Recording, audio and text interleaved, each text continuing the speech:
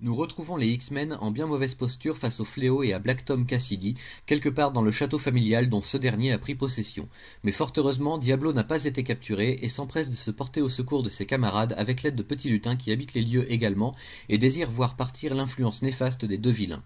À l'aide de la ruse plutôt que de la force brute, les X-Men enfin libérés réussiront à vaincre leurs adversaires, mais ce ne sera que pour un court répit car le pire reste encore à venir.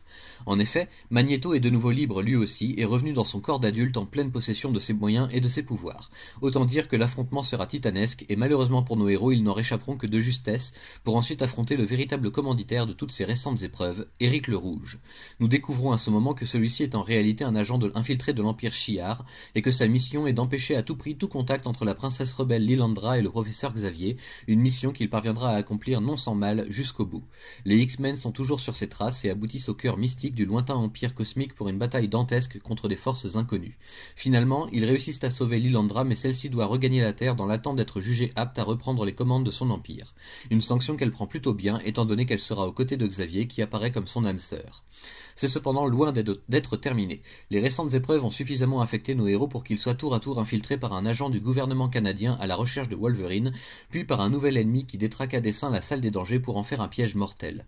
Heureusement, dans les deux cas, plus de peur que de mal, et tout se finira bien, même si l'identité de l'agent étranger reste un mystère pour tous, sauf pour Wolverine, qui sait que la partie n'est pas encore finie.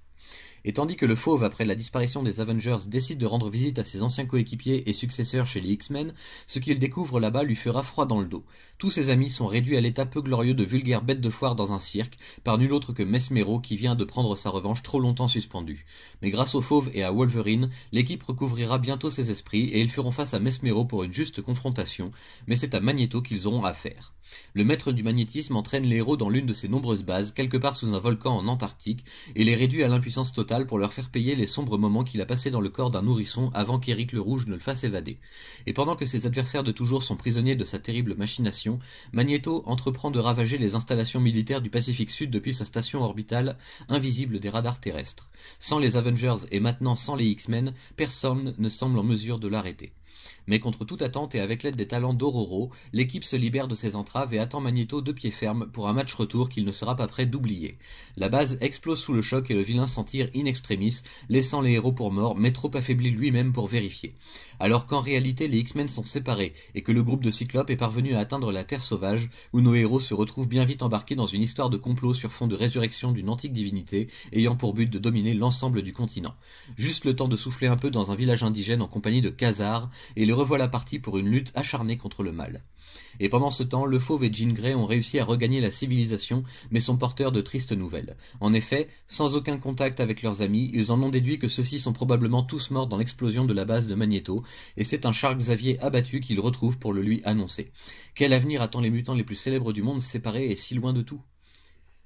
C'est une excellente double année dans cette intégrale nouvelle édition dont n'en déplaise à celui qui a choisi la couverture, le récit le plus important sera bien sûr celui du retour de Magneto et l'accomplissement de sa vengeance, le disputant même à la mini-saga cosmique au cœur de l'Empire Shi'ar.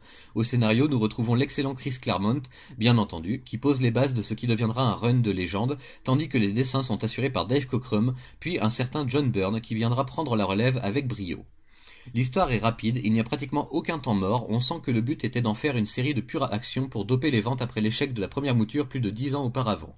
Ici, les maladresses d'autrefois sont oubliées et les erreurs bien comprises, même si évidemment pour nos yeux de lecteurs avertis du futur, quelques facilités demeurent néanmoins assez flagrantes, mais aussi assez touchantes par moments. Quant au dessin, il est toujours vif, plein d'énergie et se différencie suffisamment du style de Jack Kirby pour offrir un nouveau souffle aux mutants préférés du lectorat. Les poses sont dynamiques, les dialogues cinglants et les échanges plutôt violents mais pas déraisonnés pour autant. Avec l'aventure en terre sauvage de la nouvelle équipe menée par Cyclope, c'est également une nouvelle ère qui s'ouvre pour les X-Men d'hier et d'aujourd'hui, qui vont devoir apprendre à vraiment coopérer et ne plus agir chacun dans son coin, comprenant qu'ils font désormais partie d'une véritable équipe. Rendez-vous dans l'intégrale suivante pour savoir si leurs efforts vont payer, tandis que se profile de plus en plus à l'horizon une inquiétante révélation autour de Jean.